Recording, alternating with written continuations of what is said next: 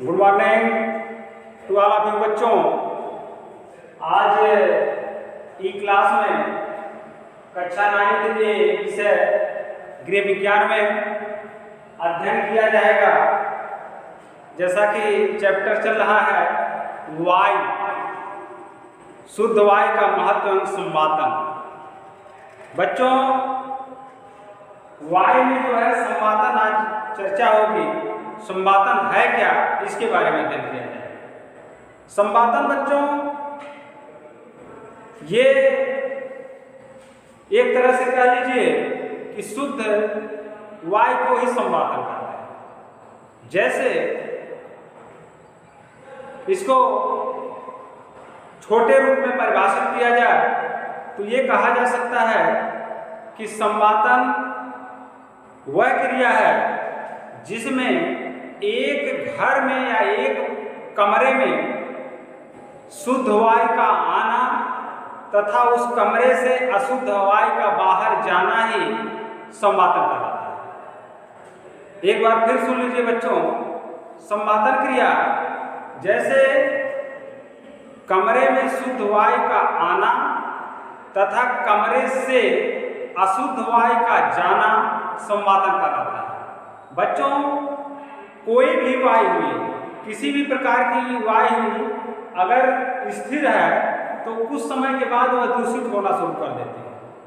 क्योंकि वायु जब गर्म होती है, दूषित होती है, तो वह ऊपर की तरफ हल्की हो जाती है और वह ऊपर की तरफ उठती है। इसीलिए प्रत्येक कमरों में, प्रत्येक घरों में खिड़कियां और रोशनदान का उपयोग किया जाता है। रोशनदान का मुख्य कार्य यही है कि उसमें से जो भी गर्म वायु है वह उसी के माध्यम से बाहर निकले। इसीलिए रोशनदान का उपयोग हमेशा छत के थोड़ा सा नीचे और दरवाजे के ऊपर किया जाता है।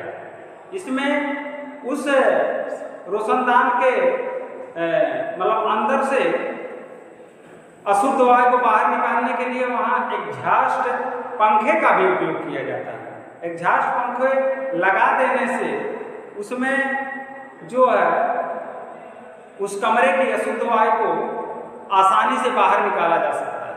बच्चों, एक व्यक्ति के लिए कम से कम 50 वर्ग फीट शुद्ध वायु की आवश्यकता पड़ती है। 50 वर्ग फीट जो है शुद्ध वातावरण रखना पड़ता है, जिससे उसको शुद्ध वायु मिल सके, शुद्ध हवा मिल सके, जिससे वह उसमें आसानी से अपनी ऑक्सीजन की क्रिया प्रतिक्रिया कर सके। क्रिया ही कर सके, प्रतिक्रिया क्या करेगा, क्रिया कर सके।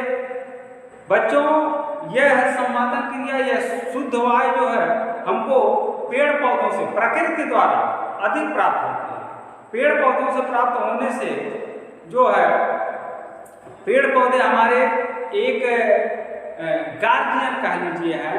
ये जो है हमको हमारी जो अशुद्ध वायु है वह यानी कार्बन डाइऑक्साइड गैसें जो हम लोग निकालते हैं, छोड़ते हैं, वह गैसों को वह अवशोषित कर लेता है। पेड़ पौधे उसको अवशोषित कर लेते हैं, बदले में हमको ऑक्सीजन देते हैं, जिससे सभी प्रकार के जीव जो है आसानी से उस ऑक्सीजन की क्रिया को ग्रहण करते हैं और उसका उपयोग करते हुए अपना सभी क्रियाएं करते रहते हैं, आसानी से जीवित रहते हैं। बच्चों, तो ये संवातन के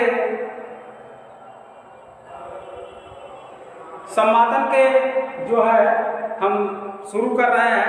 संवातन में शुरू करना है संवातन के साधन। संवातन के साधन। जैसा कि बच्चों अभी संवातन पर जो चर्चा हुई है, इससे आप लोगों को पता ही चल गया होगा कि संवातन क्या है, इसकी जानकारी मिल गई है। तो हम अध्ययन करेंगे संवातन के साधन। साधन या माध्यम या तरीका। बच्चों, संवातन के साधन मुख्य रूप से दो तरह के होते हैं। संवातन के साधन मुख्य रूप से दो तरह से होते हैं। एक तो संवातन के दो प्रकार के होते हैं। एक तो प्राकृतिक संसाधनों के आधार पर संवातन एक जो होता है पहला नंबर 1 प्राकृतिक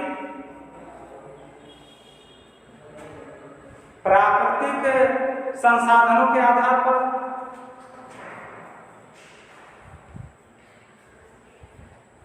संसाधनों के आधार पर संवादन। बच्चों पहला जो है प्राकृतिक संसाधनों के आधार पर संवादन। ये प्राकृतिक संसाधन क्या है? हमने पहले चर्चा किया है कि हमारे सबसे बड़े गार्जियन, सबसे बड़े वाहक जो है पेड़ पौधे होते हैं।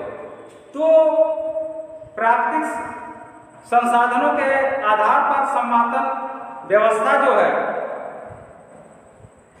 संवादन आधार पर संवादन व्यवस्था करती है। प्राकृतिक संसाधनों के आधार पर संवादन व्यवस्था बच्चों, प्रकृति ने शुद्ध वायु को हम तक पहुंचाने के लिए वैज्ञानिक मतलब 3 तरह की वैज्ञानिक विधि या वैज्ञानिक नियम दिए गए हैं, जिसके माध्यम से हम सभी लोगों को शुद्ध वायु प्राप्त होती है। नंबर ये प्राकृतिक मतलब नेचुरल हो गया, नेचुरल जो प्रकृति ने हमको दिया है, प्रकृति के माध्यम से। नंबर एक विधि जो है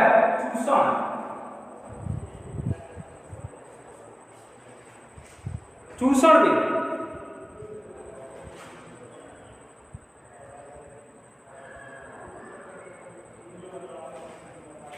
ये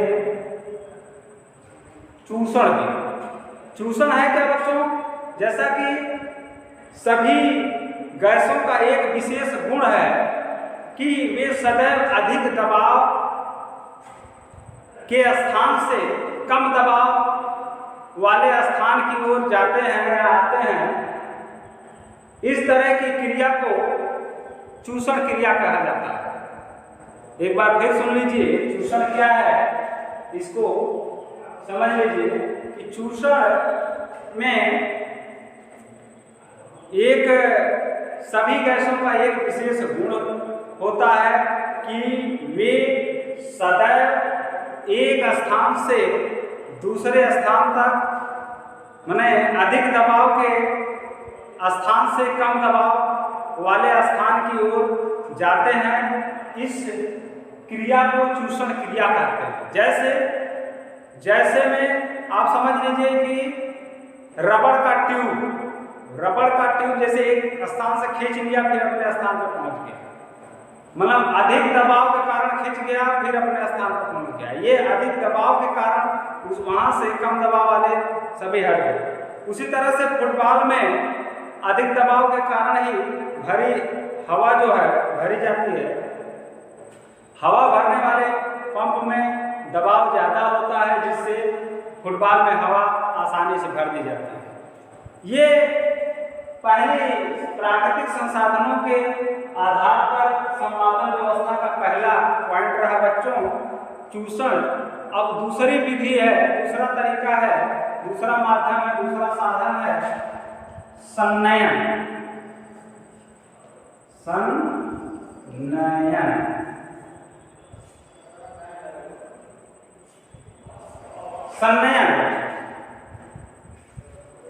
यह भी उसी तरह के, क्योंकि अशुद्ध हवा ही एक स्थान पर यदि स्थिर रहती है तो वह अपने स्थान पर रहते रहते ही वो गर्म होकर ऊपर की तरफ उठती है और वह अशुद्ध हो जाती है, दूषित हो जाती है। यह संनयन क्या है? यह सिद्धांत केवल गैसों तथा तरल पदार्थों पर ही लागू होता है। गैस और तरल पदार्थों पर यानी पानी पर ही लागू होता है। इस सिद्धांत के अनुसार ऊष्मा के मूल स्रोत से तरल पदार्थ या गैस का प्रथम कण ही गर्म होता है। ऊष्मा के मूल स्रोत से तरल पदार्थ का या गैस का प्रथम कण ही गर्म होता है, लेकिन गर्म होकर यह फैल जाता है। ये हल्का होने के कारण ये चूंकि गैस जो है या हवा जो है स्थिर नहीं रहती है, वह एक स्थान से दूसरे स्थान तक फैलती रहती है, चलती रहती है। हल्का होकर यह ऊपर की तरफ उठती है और इसका स्थान कम ठंडा होता है। यह भी गर्म होकर फैलकर हल्का होकर ऊपर की ओर जाता है। इस प्रकार सभी कण गर्म हो जाते हैं। यह प्रक्रिया जब तक चलती रहती है तब तक कि पूरा पदार्थ गर्म होकर समान तापक्रम प्राप्त नहीं कर, जब तक समान तापक्रम प्राप्त नहीं कर लेते तब तक यह प्रक्रिया चलती रहती है। ये संनयन क्रिया जो है, जैसा कि नाम से ही स्पष्ट है कि यह क्रिया एक स्थान पर स्थिर नहीं रहती है, क्योंकि हवा एक स्थान पर स्थिर नहीं रहती है। हवा में यह विशेष गुण है कि वह एक स्थान से दूसरे स्थान को फैलती रहती है। हवा में वजन होता है, भार होता है। हवा हल्की होने के कारण एक स्थान से दूसरे स्थान तक पहुंचती है। दूसरी अगली पॉइंट बच्चों जो है विसरण। तीसरी विधि जो है प्राकृतिक संसाधन की विसरण।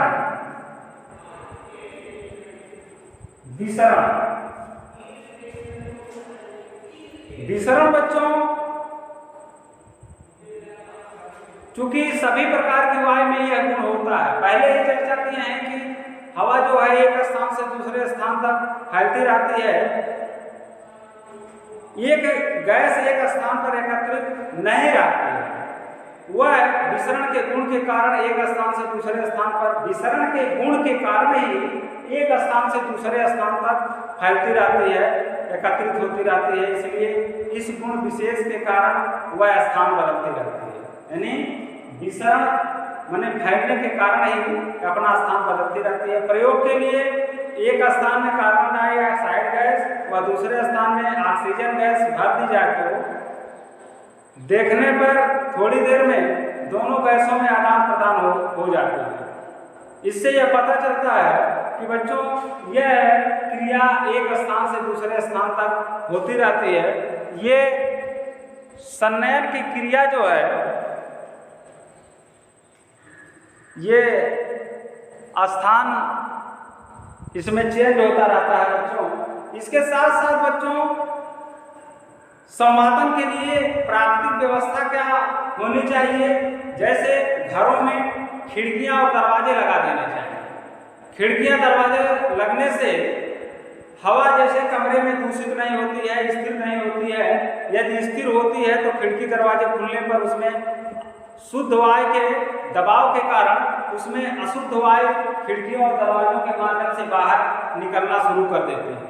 इससे घर, उस कमरे का वातावरण ठंडा रहता है, अच्छा रहता है। रोशनदान का उपयोग कर देना चाहिए। कमरे तैयार करते समय रोशनदान भी तैयार कर देना चाहिए। उसमें जो है रोशनदान के माध्यम से जो गर्म वायु उस कमरे की है उसके माध्यम से गर्म वायु चूँकि दूषित होने के कारण, गर्म होने के कारण ऊपर उठती है और रोशनदान के माध्यम से बाहर निकल जाएगी। भोजन पकाने के लिए चिमनियों का उपयोग करना चाहिए। चिमनी, जहाँ रसोई घर तैयार है वहाँ एक चिमनी का उपयोग करना चाहिए ताकि जो भी ताप तैयार किया जा रहा है, ताप पर जो भी व्यंजन तैयार हो रहा है उसमें से जो निकलने वाली गैसें हैं वह चिमनी के माध्यम से ऊपर निकल जाएंगी और वह वायुमंडल में समाहित हो जाएंगी। इससे बच्चों वायु जो है दूषित नहीं होगी। और इसके लिए पर्याप्त स्थान होना चाहिए। घरों में पर्याप्त स्थान हो, कमरे पर्याप्त बड़े हों, मकान अधिक ऊंचे होने चाहिए। इससे जो है वायु उसमें की दूषित नहीं होती है, गर्म नहीं होती है। वायु हेतु उचित प्रवेश के लिए खिड़की, दरवाजे और रोशनदानों का उपयोग करना चाहिए। इस तरह से बच्चों प्राकृतिक संसाधनों के आधार पर संवादन व्यवस्था में आज इतना ही। अगले दिन दूसरी पॉइंट बताएंगे कि प्राकृतिक संसाधनों के आधार पर संवादन व्यवस्था है, तो अगले दिन दूसरी पॉइंट बताएंगे कि कृत्रिम संसाधनों के आधार पर प्राकृतिक व्यवस्था सम्मातन व्यवस्था। आज ई क्लास में कक्षा 9 के बच्चों इतना ही। धन्यवाद। Thank you.